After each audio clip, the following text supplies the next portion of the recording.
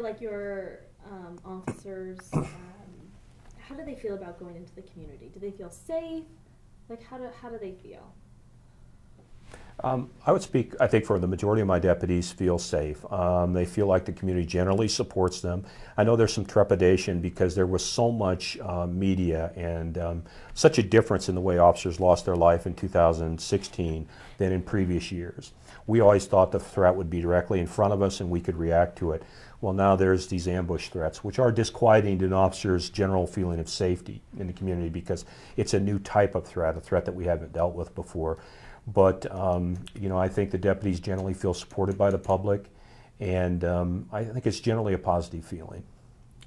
Yeah, I'd agree with that. I think it has been a very unsettling year. We were fortunate perhaps that for many years the level of officer deaths, shootings that took the life of an officer remained relatively stable. Even one is too many, of course, but it was relatively low. We saw a really significant increase in that last year, and even the kind of shootings that occurred were really very, very scary for all of us, frankly, whether you're a police officer or not. They're just terrible tragedies.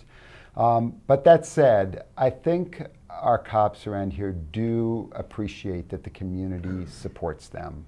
And they recognize that even with the dangers they face out there, the solution to that is not to retreat. It's not to create more distance between themselves and the community. It's actually to engage even more closely with all segments of the community to build those relationships as strong as they can be. Because, just as the community relies on us to protect them, frankly, we rely on the community to protect us as well. It really is a two-way street.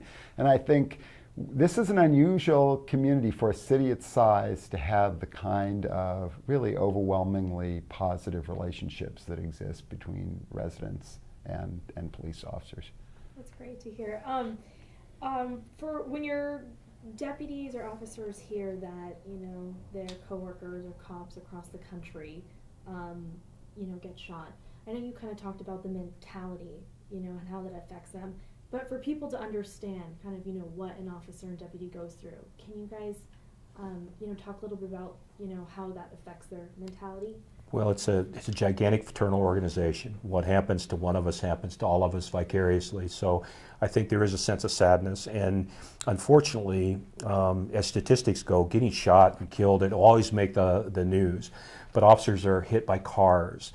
They suffer heart attacks. They're subject to environmental exposures that have debilitating effects.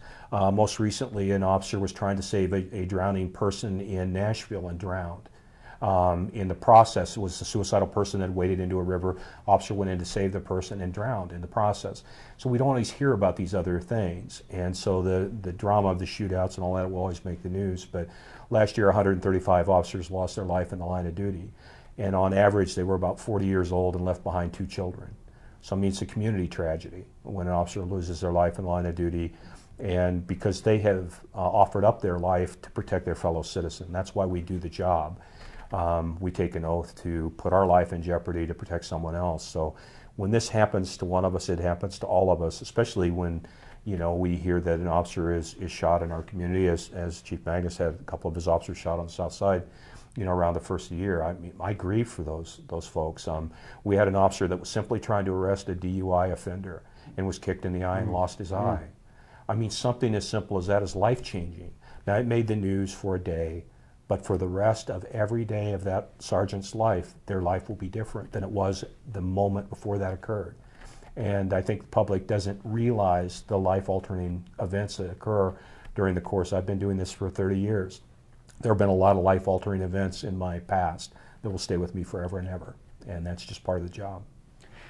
Yeah, I think the other piece to that is these officers have families, and the impact of the job and the dangers they face, while significant, of course, on the officer themselves, I don't think we can overstate the impact on their family members as well, whether it's their children, their parents, their siblings.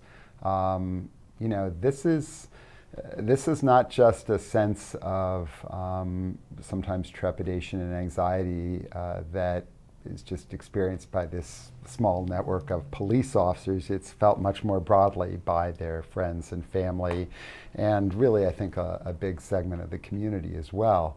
But one of the things I think we can do better as a profession on is addressing issues of safety and wellness for our officers. And I think I'm very confident that's going to be one of the areas that we'll look forward to really working together on, because one of the things even in the President's 21st Century Task Force on Policing, one of the pillars that came out of that was officer safety and wellness. How do we keep our officers as safe as possible? And that goes beyond just providing them with the equipment they need. It means providing with the emotional support and resources they need if they go through a difficult experience. It means providing their families with resources when they need it.